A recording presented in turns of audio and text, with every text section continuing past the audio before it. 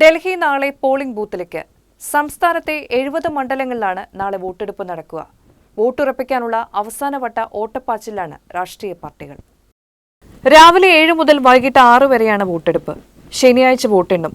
ശക്തമായ ത്രികോണ മത്സരം നടക്കുന്ന ഡൽഹിയിൽ വൻ വിജയം ആവർത്തിക്കാനാണ് ആം ആദ്മി പാർട്ടിയുടെ ശ്രമം.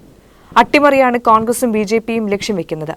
പ്രധാനമന്ത്രി നരേന്ദ്രമോദി, രാഹുൽ ഗാന്ധി, പ്രിയങ്ക ഗാന്ധി തുടങ്ങിയവർ അണിനിരന്ന തീവ്ര പ്രചരണമായിരുന്നു സംസ്ഥാനത്ത് നടന്നത്.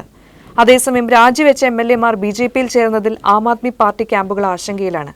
തെരഞ്ഞെടുപ്പ് സുഗമമായി നടത്തുന്നതിന് ഡൽഹി സർക്കാർ എല്ലാ സ്കൂളുകൾക്കും കോളേജുകൾക്കും വോട്ടെടുപ്പ് ദിവസം അവധി പ്രഖ്യാപിച്ചിട്ടുണ്ട്. നഗരത്തിലെ എല്ലാ കേന്ദ്ര സർക്കാർ ഓഫീസുകൾക്കും അവധിയായിരിക്കും. പോളിംഗ് ദിവസം പുലർച്ചെ 4 മണിക്ക് ഡൽഹി മെട്രോ സർവീസുകൾ ആരംഭിക്കും. രാവിലെ 6 മണി വരെ അരമണിക്കൂർ ഇടവിട്ട് മെട്രോ ട്രെയിനുകൾ ഉണ്ടാകും. അതിനുശേഷം പതിവ് ഷെഡ്യൂളുകൾ പുനരാരംഭിക്കും. പുലർച്ചെ 4 മണി മുതൽ 35 റൂട്ടുകളിൽ അധിക ബസ് സർവീസുകൾ നടത്തുമെന്ന് ഡൽഹി ട്രാൻസ്പോർട്ട് കോർപ്പറേഷൻ അറിയിച്ചിട്ടുണ്ട്.